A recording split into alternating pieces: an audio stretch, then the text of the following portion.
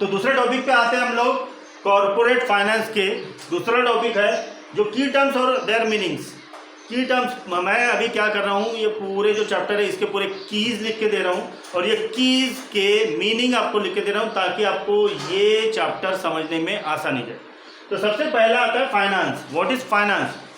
The provision of money when and where required. हमें पैसों का ऐसा जतन करना है कि हम कहाँ और कैसे लगा सके, उसे ही हम लोग कहेंगे फाइनेंस।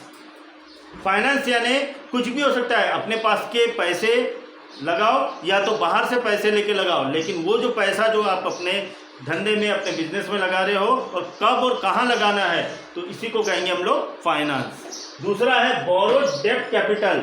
बोरोड डेब्ट कैपिटल, अगर ये नाम सुन रहे हैं तो डेब्ट का मैंने बताया या तो पैसे देना या तो पैसे उधारी लेना, लेकिन अगर डेब्ट कैपिटल लिखा है तो ये मान के चलो कि हमने पैसे उधारी लिए हैं, दिए नहीं है। कैपिटल बोरोड यानी उधार लेना। बोरोड कैपिटल यानी उधार लेकर हमें बिजनेस कर रहे हैं, तो उसे हम लोग कहेंगे बोरोड, जिसका मीनिंग यहाँ होता है डेब्ट capital. Fund by external source, हमने बाहर से, यानी हमारे पास तो था नहीं, हमने बाहर से लिया, चाहे वो लोन के इसमें हो या कोई भी चीज़ हो, तो उसी से रिलेटेड है पॉइंट्स। लोन ले सकते हैं, शेयर फंड रेज कर सकते हैं, हम लोग कुछ भी कर सकते हैं, तो उसे ही कहा जाता है बोरोड डेब्ट कैपिटल। ओन कैपिटल, ये तो समझ में आ गया, खुद के पास का पैसा अपने बिजनेस में लगाना, तो उसके लिए है fund by internal source. Internal source यानी अपने घर से पैसे ले लेने का और बिजनेस में लगाने का, तो उसे कहा जाता है ओन कैपिटल, खुद का धरोहर।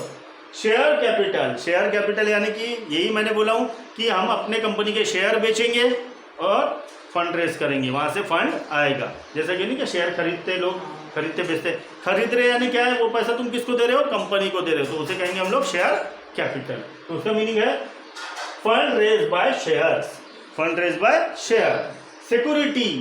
सिक्योरिटी ये सबसे बड़ा इंपॉर्टेंट चीज़ है। देखो, बिजनेस कोई भी चालू करना है तो उसके लिए हमें एक डॉक्यूमेंट की ज़रूरत होती है।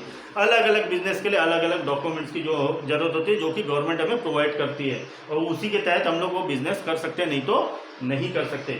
बहुत सारे बिजनेस अगर कर रहे हैं बिना उसके, तो उनके ऊपर धाड़ गिरती है और उनके बिजनेस पे ताला लग जाता है। तो उसके मीनिंग क्या है? Acknowledging document to receive money. अब यहाँ मनी रिसीव करने के लिए तुम्हें कुछ डॉक्यूमेंट्स गिरवी रखना होता है या डॉक्यूमेंट दिखाना होता है, तब जाके तुम्हें मनी मिलती है, तो उसे भी हम लोग सिक्योरिटी कहेंगे। अब जैसे मान के चलो कि मुझे अगर लोन लेना है घर बनाने के लिए, तो मैं क्या करूँगा, क्या डॉक्यूमेंट दूंगा? घर के डॉक्यूमेंट्स दूंगा। अब घर बनाना है तो घर के डॉक्यूमेंट्स तो है नहीं मेरे पास, लेकिन ज़मीन के हैं, तो मैं ज़मीन के डॉक्यूमेंट्स के ऊपर लोन ले सकता हूँ, है ना। तो वो अगर मुझे पर्सनल लोन लेना है तो क्या करना पड़ेगा, मुझे अपना बैंक स्टेटमेंट देना पड़ेगा, आधार कार्ड देना पड़ेगा, है ना। तो इसे ही कहा जाता है security, acknowledging document to receive money. यानी कि हमें अगर पैसा चाहिए तो पैसे के लिए लगने वाले डॉक्यूमेंट्स को हम लोग कहेंगे सिक्योरिटी। प्रेफरेंस शेयर यानी कि वो शेयर जो हमने लेके रखे थे कंपनी में, अब कंपनी बंद हो रही है और कंपनी हमें पेमेंट कर रही है कि भैया ये लो, हम लोग वाइंड अप कर रहे हैं अपनी कंपनी और आप लोगों को का जो पैसा है वो आपको डिविडेंड के रूप में वापस कर रहे हैं। डिविडेंड यानी बढ़ा कर दे रहे हैं। मैंने मान के चलो एक कंपनी में 1 लाख रुपए लगाया था, वो मुझे 1.5 लाख रुपए दे रहा है। It is called a preference share, जिसका मीनिंग होता है payment of dividend and repayment Capitals. अब ये तुमको मिल रहा है लेकिन दे रहा हूँ मैं, तो मैं पेमेंट कर रहा हूँ प्रेफरेंस शेयर का, यानी कि भैया इसने बहुत पहले मेरे पास जमा किया था पैसे, मेरे कंपनी में लगाया था, अब इनको डिविडेंड और कैपिटल के रूप में वापस दे रहा हूँ, ठीक है, क्योंकि मेरी कंपनी वाइंड अप हो रही है। या तो हो सकता है कि ये शहर में अब काम नहीं करेगी, कहीं और करेगी, या तो ये देश में काम नहीं करेगी, वो देश में काम करेगी, तो अब यहाँ के लोगों का पहले निपटारा कर दूँ, तो उसे हम लोग कहेंगे प्रेफरेंस शेयर। यानी कि उसमें क्या होता है, कस्टमर का फायदा, कंपनी का नुकसान तो नहीं होता है क्योंकि उसने वो पैसा यूज़ किया है और वापरा है।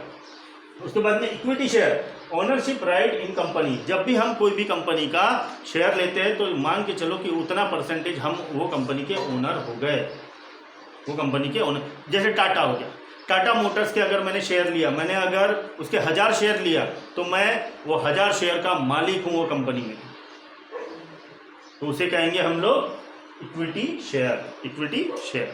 Last but not least, budget. फिर से बजट आ गया। Planning of business activity with certain objectives, यानी कि हमारे पास जितनी लागत है उसी में हमें प्लानिंग करनी होगी कि हम अपना बिजनेस किस तरीके से ग्रो करें। बजट के बाहर नहीं, आउट ऑफ द बजट गए तो हो सकता है उसे रिकवर करने में समय लगेगा।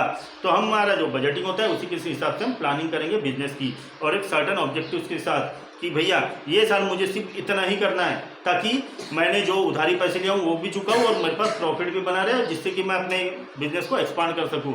तो ये होती है प्रॉपर प्लानिंग। नहीं तो अगर पहले बोल दूँगी कि एक साथ सब जगह, तो एक तो कंट्रोल नहीं हो पाएगा। क्योंकि हमने देखो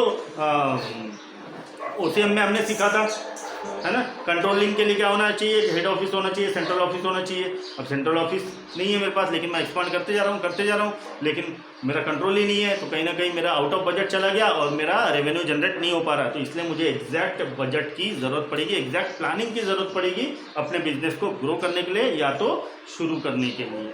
तो ये मेरे 8 पॉइंट है, इसमें और भी पॉइंट्स है जो मैं बारी बारी से लूँगा अगले वीडियोज़ में, जिसमें हम लोग बहुत सारी चीज़ें देखेंगे। फिक्स्ड कैपिटल क्या होता है ना, और एक्सपेंडिचर क्या होते हैं, वो बाकी सब, जैसे डेप्टर्स क्या होते हैं, क्रेडिटर्स क्या होते हैं, ये सब चीज़ें हम लोग बारी से देखेंगे। ठीक है, तब तक ले स्टे ट्यून्ड एंड जय हिंद।